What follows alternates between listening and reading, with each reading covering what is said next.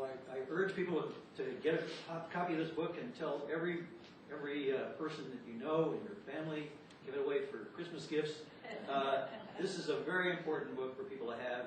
It's a good read, and it's come out at a perfect time.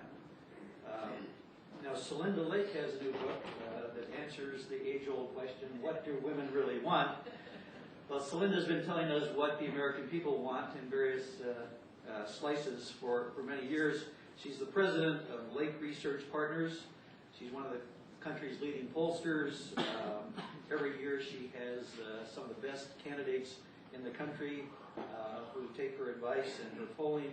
And she also works with a lot of groups that were part of this coalition.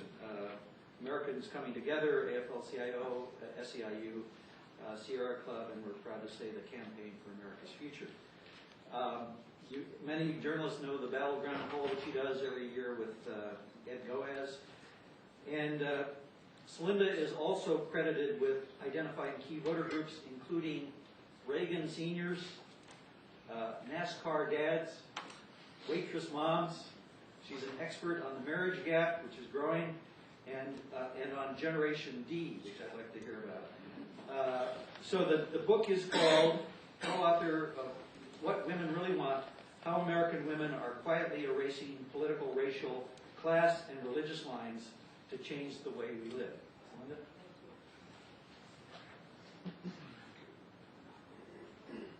Thank you very much, and it's a pleasure to be here. And I really do want to commend Roger and Campaign for America's Future and the folks that worked on the Social Security fight because, and I'll show you some of the data, they made an enormous change in attitudes, and it really was a big fight. Let me share with you 3 different perspectives. First, where retirement is right now, and how women are really driving the retirement agenda to the forefront. 2, what happened in the fight on privatization, and how it helps frame a bigger message out there. And Joe's really right that this is framing a fundamental question in our society about what perspective we want, and then what's likely to happen in the future. And I will argue that it'll be women that will really determine that. First of all, we see the retirement agenda soaring to the sea. A stagnant economy, jobs without benefits, enormous concerns about pensions, means that actually tougher pension protection and the retirement security in general is the #1 policy agenda that we see out there as we go into the 2006 elections. Women have led the way, and in fact in the book we talk about how in 2004 the WE agenda, War on the Economy, led the agenda, but that women are really moving what we call the HERS agenda to the forefront: healthcare, education, and retirement security. Women start worrying about retirement security much, much earlier than men. Men worry about retirement security at about age 55, 60. Their usual sense of advanced planning. Women start worrying about retirement security at 45, and unmarried women start worrying about retirement security at 30. So that retirement has always been a huge issue for women. When the fight started out for privatization and private accounts, there were big generational and gender differences. And women, particularly older women, really led the way in terms of moving the entire electorate. But when it started out in January of 2005, you had younger voters, voters under 40, supporting private accounts 46 to 16. Privatization, they were always, and this is part of the untold story, younger voters were always very worried about privatization. So even in January of 2005, you had 26% in favor, 19% opposed, but 55% of young people saying that they were unsure about how they thought about privatization of Social Security. At the other end of the age spectrum in January of 2005, among voters over 65, you had 18% in favor of private accounts, 58% opposed, 24% undecided, and on privatization, you had 16% in favor, 55% opposed, and 29% undecided.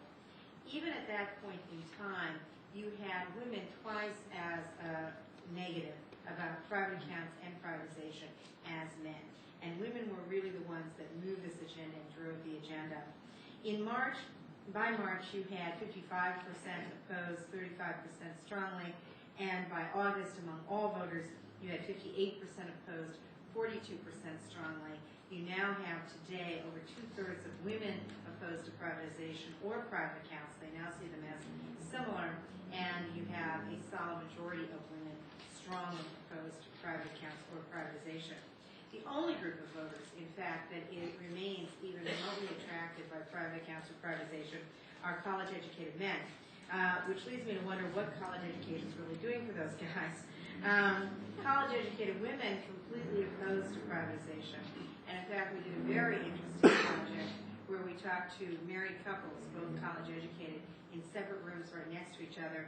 And the women said, and I'll quote, "I know my husband's over there saying," and sure enough he was, "give me that money and I can invest it, I can make more money." And I tell him, "Honey, I'm a nurse, you're an architect, you keep your hands off my Social Security." The arguments that women really responded to in terms of Social Security at the top of the list was that people did not, that it was not clear what the plans were for disability and survivor benefits. A huge issue for women. And over 2/3 of women said they found that a very convincing argument to be against private accounts or privatization. The second strongest argument right behind it was that it would reduce guaranteed benefits. And anything that would reduce guaranteed benefits of tremendous concern for women workers and women voters. That it would gamble their money on Wall Street, and the stock market has certainly made that look like a bad idea, and women in general do not like to gamble or take risks. And then the transition costs, that it would increase debt, it would take money out of the Social Security Trust Fund, that it would invest, that some of that as notes would be held by foreign countries, all very salient to both men and women. Well, where does that leave us for the future?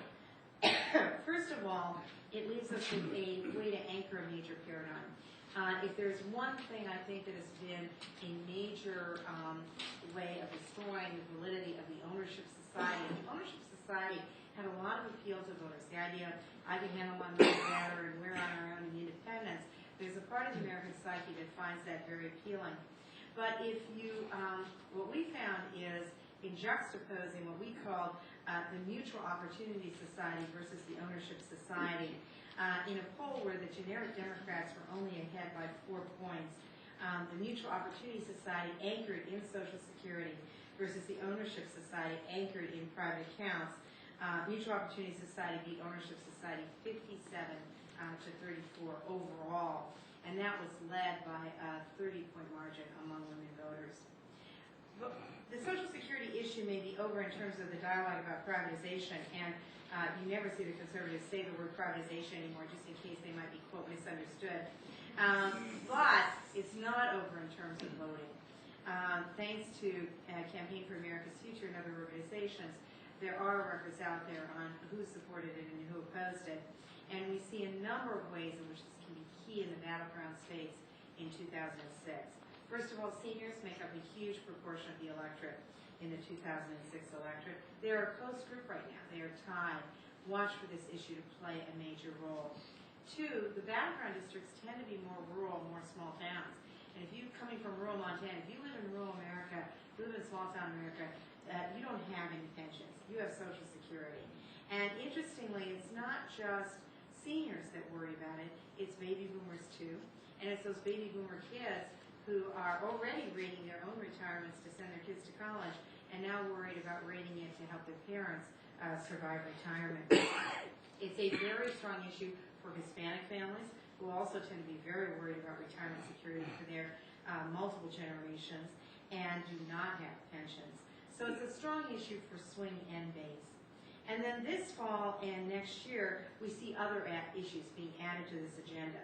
The Medicare prescription drug benefit, so-called benefit, I would say, only 27% of Americans today support that benefit. And there are two groups of people most angry about the benefit or lack thereof. Seniors, particularly senior women, and baby boomer women. Baby boomer women who are desperately, like they didn't have enough on their mind, trying to figure out the plan for their mother and mother-in-laws, and finding that it's absolutely incomprehensible. And according to the most recent Democracy Corps polling, people said, let's not try to fix this incredibly flawed plan. Let's start completely over. So watch for Social Security to re-anchor a whole dialogue that I think can make a tremendous amount of difference and really determine the results